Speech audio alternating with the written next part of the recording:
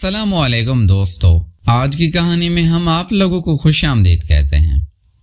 میرا نام فیروز ہے، میری عمر 19 سال ہے، میں سیکنڈ ایئر کا اسٹوڈنٹ ہوں اور لاہور کے اریا شاد باغ میں رہتا ہوں۔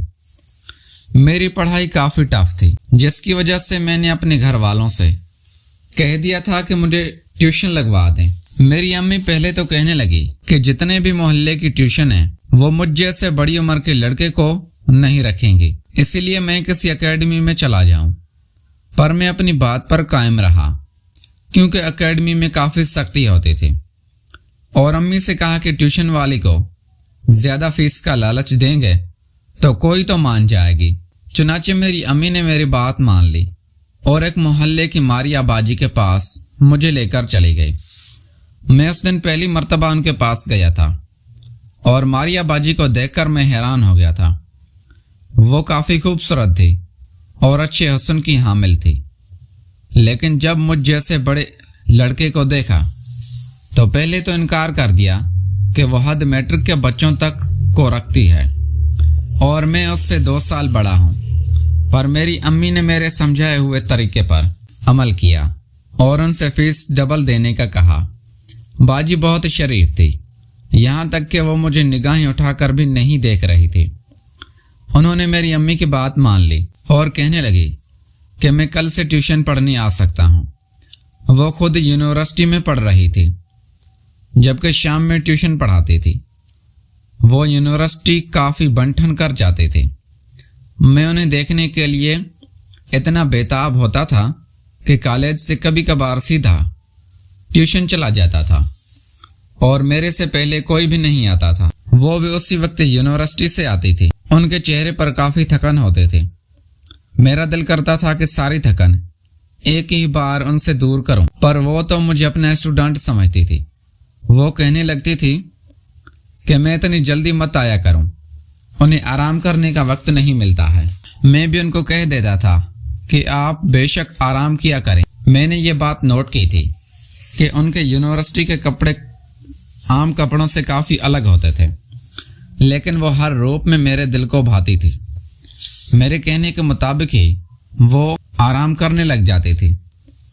جب میں ان کے روم کے باہر بیٹھ کر پڑھنے لگتا تھا، ان کا روم الگ تھا اور وہاں ان کے گھر کا کوئی بھی فرد نہیں جاتا تھا، اور اس ٹائم کو بالکل بھی نہیں جب وہ یونیورسٹی سے آتی تھی۔ ایک دن میں نے اپنا سبق یاد کر لیا اور اب صرف ان کو سنانا تھا، پر وہ اندر اپنے روم میں آرام کر رہی تھی۔ میں نے پہلے ارد گرد نظر دوڑائی تو آس پاس کوئی بھی نہ تھا۔ اس بات کا فائدہ اٹھا کر میں ان کے روم میں چلا گیا۔ وہ مزے سے رفعلیہ میں سو رہی تھی۔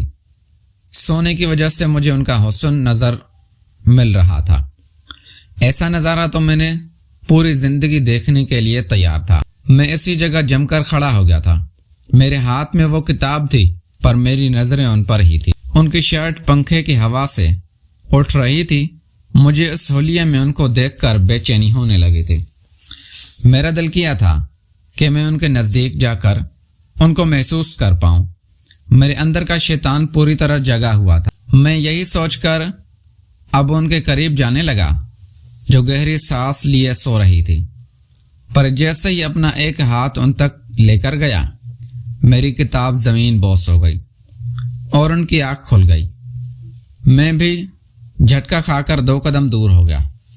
انہوں نے مجھے دیکھتے ہی ساتھ اپنے دوپٹے سے خود کو چھپایا اور کہنے لگی کہ مجھے ان کا انتظار باہر ہی کرنا چاہیے تھا۔ میں نے بھی معذرت کر لی اور انہیں سبق سنانے لگا۔ پھر میرے دماغ میں ان کا حسن ہی گھوم رہا تھا۔ نہ جانے اب کب میں انہیں دوبارہ اس حالت میں دیکھ پاتا۔ میں واپس گھر چلا گیا۔ میرے ذہن میں وہی سوار ہو گئی تھی۔ مجھے کسی لڑکی میں اتنی دلچسپی نہیں تھی، پر ان کے اندر جب کشش تھی، شاید وہ شریف تھی، وہ جھجکتی تھی۔ یہی جھجک مجھے ان کے جانب کھینچتی تھی۔ دن ایسے ہی گزرتے رہے۔ اس کے بعد مجھے موقع ہی نہ ملا۔ میرے پیپر شروع ہو گئے تھے۔ وہ مجھے پیپر کی بہت اچھی تیاری کرواتی تھی۔ میں رات تک ان کے پاس رکتا تھا۔ مجھے جو سمجھ نہ آتا تو وہ مجھے سمجھا بھی دیتی تھی۔ میں ان کے ساتھ آ کر بیٹھ جاتا تھا ایک کتاب ہونے کی وجہ سے ہم دونوں ایک دوسرے کے قریب آ جاتے تھے۔ میں ان کے چہرے کو ہی دیکھتا رہتا تھا اور دل ہی دل میں ان کی حسن کی تعریف کرتا تھا۔ کبھی کبھار ان کا دوپٹہ سرک جاتا تھا۔ جب قریب سے ان کا نظارہ کر لیتا تھا، ایک دفعہ میں نے ان سے باتوں باتوں میں پوچھا کہ ان کی شادی کب ہوگی، تو وہ پہلے تو میرے سوال پر حیران ہوئی، پھر بے رخی سے کہنے لگی کہ یونیورسٹی جیسے ہی ختم ہو گئے تو ان کی شادی ہو جائے گی۔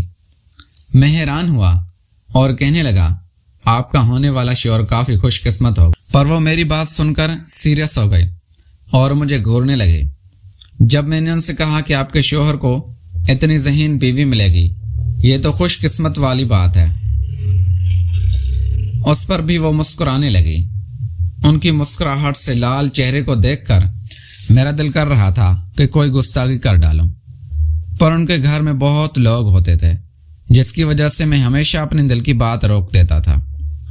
ایک دفعہ انہوں باقی سب بچوں کو چھٹی دے دی تھی۔ میں کافی لیٹ تک سبق لے کر بیٹھا رہا تھا۔ رات کے 12 بج گئے تھے اور انہیں بھی نیند آنے لگی تھی۔ وہ مجھ سے کہنے لگے کہ جلدی کرو، اب تو سونے کا وقت بھی ہو گیا ہے۔ میں نے ان سے کہہ دیا کہ آپ بے شک روم میں چلی جاؤ، میں آپ کو آواز لگا دوں گا۔ انہوں نے میری بات مان لی اور اپنے روم میں چلے گئے۔ انہوں نے اپنا لباس چینج کر کے رات والا مخصوص لباس پہن لیا تھا اور رف سے ہولیا میں ہینڈ فری لگا کر بزی ہو گئے تھے۔ میں باجی کو آوازیں لگا رہا تھا، سنائی دے، میں بھی تنگ آ گیا تھا۔ مجھے لگا کہ باجی سو گئی ہے، تو یہ تو اچھا تھا موقع سمجھا اور چپ سے ان کے روم کی طرف چل پڑا۔ لیکن جیسا ہی اندر گیا تو وہ کسی سے بات کرنے میں مصروف تھی اور پیٹھ کے بل بیڈ پر لیٹی ہوئی تھی۔ ان کا رخ بیڈ کی ٹیک کی جانب تھا، جس کی وجہ سے وہ مجھے نہیں دکھ پا رہی تھی، اور اسی وجہ سے میں آنکھیں پھاڑے ان کی پیشٹ کو دیکھ رہا تھا۔ میرا دل کر رہا تھا کہ کاش ان کی بناوٹ کو محسوس کر پاتا، پر میں نے کچھ دیر بعد ہی دروازہ بجایا تو وہ میری جانب متوجہ۔ میں بھی سبق سنا کر واپس گھر چلا گیا تھا۔ اب میرے پیپر بھی 2 رہ گئے تھے۔ میرے پاس وقت بہت کم تھا کیونکہ اس کے بعد میں فری ہو جاتا تھا، اور پھر نہ جانے میری قسمت میں ان سے ملنا لکھا تھا یا نہیں۔